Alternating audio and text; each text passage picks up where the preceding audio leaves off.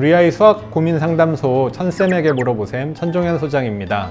오늘은 아주 답답하다고 목동에서 찾아오신 어머니와 어떤 점이 궁금한지 저희 해법은 뭔지 함께 들어보시죠.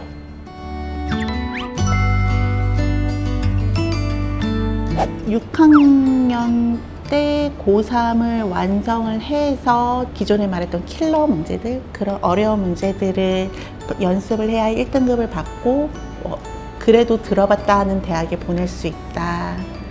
다 완성시켜서 엄마가 세우는 계획에 다 따라오게 해야 스카이가 되는 게 아니라고요.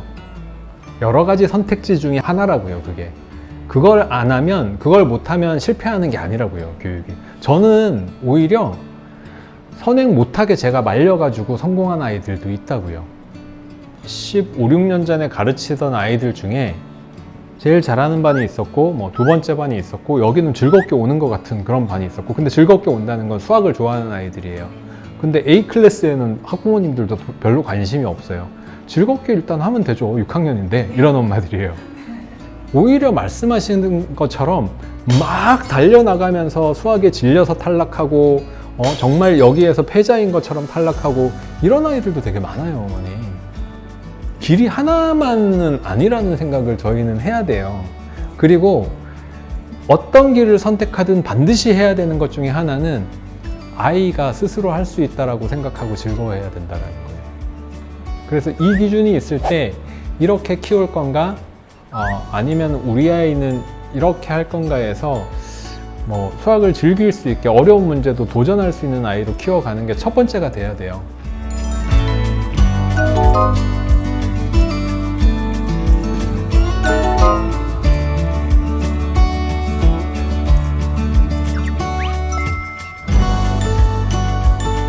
어떤 과정을 해줘야 이 아이에게 맞는 프로그램을 즐겁게 할 수 있도록 도와줘야 되는데 수준이 있으면서 즐거우면 최고의 선택이 되는 거고요. 그죠? 네, 근데 즐겁기만 한 건 도움이 되는 건 사실 아닌 거고, 문제집을 골라도 똑같은 거고, 어려운 문제집에서 배울 게 있는 거고, 오답이 있는 문제집에서 배울 게 있는 거고, 하니까 어느 정도 난이도가 있는 것들을 선택을 하되 그걸 아이가 이겨낼 수 있고 도전할 수 있는 부분으로 계속 마음을 이렇게 도와주고 이렇게 응원해주고 길을 세워주고, 아이도 나의 꿈이 뭐가 될지에 따라서 공부가 필요하다라는 건 알고 있거든요. 아이들도.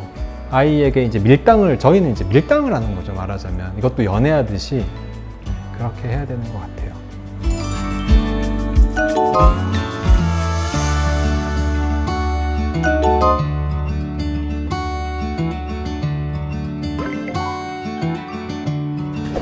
네, 앞에 사연을 말씀해 주신 어머니는 되게 내가 아들한테 잘못 선택을 해서 뭔가 잘못한 게 아닌가 이렇게 어려움을 좀 겪고 있으셨어요. 근데 이런 부분들은 어린아이들에게는 아직은 큰 부분이 아닙니다. 그래서 이런 고민이 있으시면 말씀을 해주세요. 유튜브 댓글이라도 좋으니까 말씀해 주시면 도움 드릴 수 있도록 하겠습니다. 다음에 뵙겠습니다.